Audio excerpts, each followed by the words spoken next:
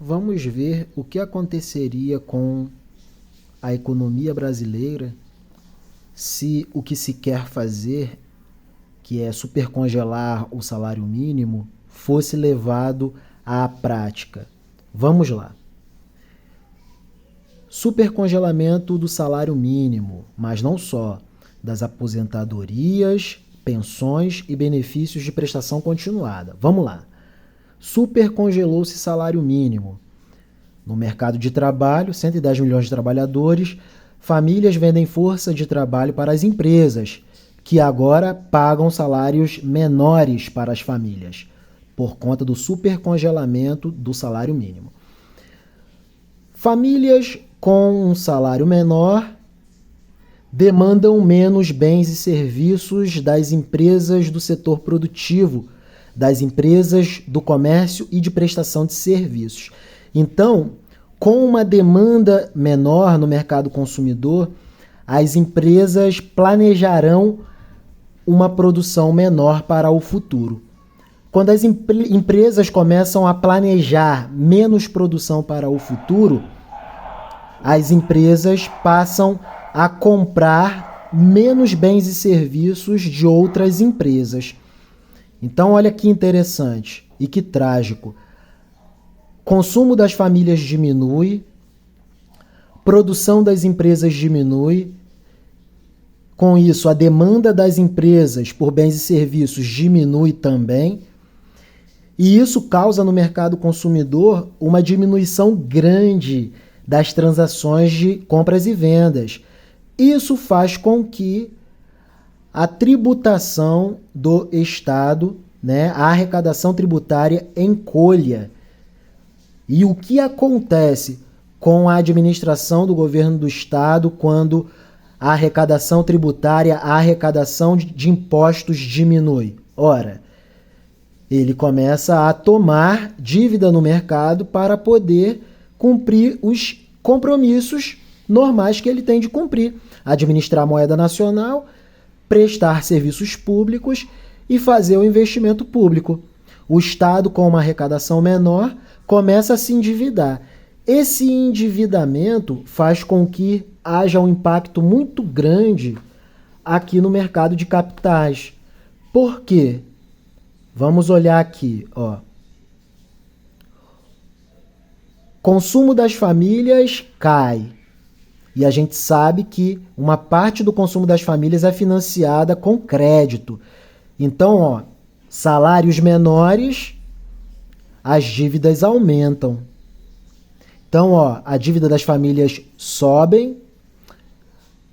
As empresas, por agora, com o supercongelamento do salário mínimo, como agora elas têm de planejar o futuro com uma produção menor, elas começam a investir menos. O consumo do governo cai também, por quê? Porque a arrecadação de impostos também caiu. E como o Estado tem de se endividar para poder compensar essa perda na arrecadação tributária, o Banco Central, aqui ó, o Banco Central, ele sobe a taxa Selic. Para quê?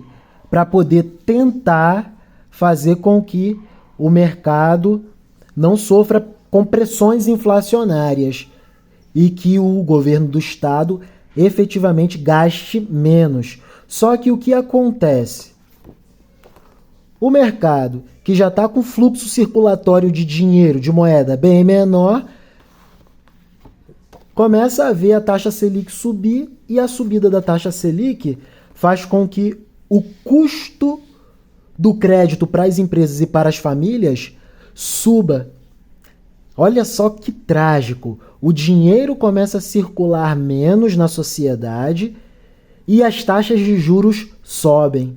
Empresas produzem menos e planejam menos produção, de modo que também planejam o futuro com menos investimento.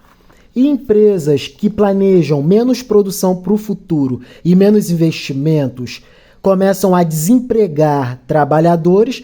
A gente visualiza que há grande chance de se criar um círculo vicioso em que a massa de dinheiro em circulação diminua para os pobres, para a classe média assalariada, para os servidores públicos, mas com as taxas de juros, principalmente da dívida pública do governo, altas, os super ricos e os ricos, com eles não acontecerão nada. Com eles não acontecerá nada. Por quê? Porque eles estão descolados do mundo da produção. Os ricos especulam com as taxas básicas do Banco Central altas. Então, olha só que trágico.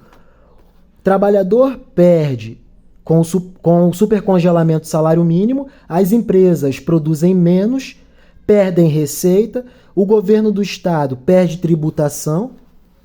Pelo perfil do nosso mercado empresarial no Brasil, que é bem assim, 20 milhões de empresas ativas no mercado formal e 80% delas são microempreendedores e pequenos negócios. Com menos dinheiro circulando e com a taxa Selic mais alta, os microempreendedores perderão muito nas suas vendas. Por quê? Porque as famílias consumirão menos e o crédito encarecerá. E a gente sabe que os microempreendedores e os pequenos negócios no Brasil são empresas não rentáveis, são empresas que dependem necessariamente de crédito para financiar custo de produção e capital de giro. Então, olha que interessante, mexeu num preço macroeconômico fundamental, alterou o funcionamento sistêmico da economia na sociedade brasileira como um todo. Perde o setor produtivo, indústria, setor de serviços, agronegócio, perde o mercado empresarial, perde o mercado consumidor, menos dinheiro circulando no mercado consumidor, perde o mercado de trabalho, taxa de desemprego super sobe, mas como o governo do Estado Federal autoriza o Banco Central a trabalhar com taxas de juros altas, os ricos e os super ricos ficam protegidos, porque eles estão financeirizados. Nada acontece no mundo produtivo, mas os super ricos e os ricos sempre estarão blindados. Muito trágico. Não podemos deixar isso acontecer. Seria a liquidez total da nação brasileira. É isso.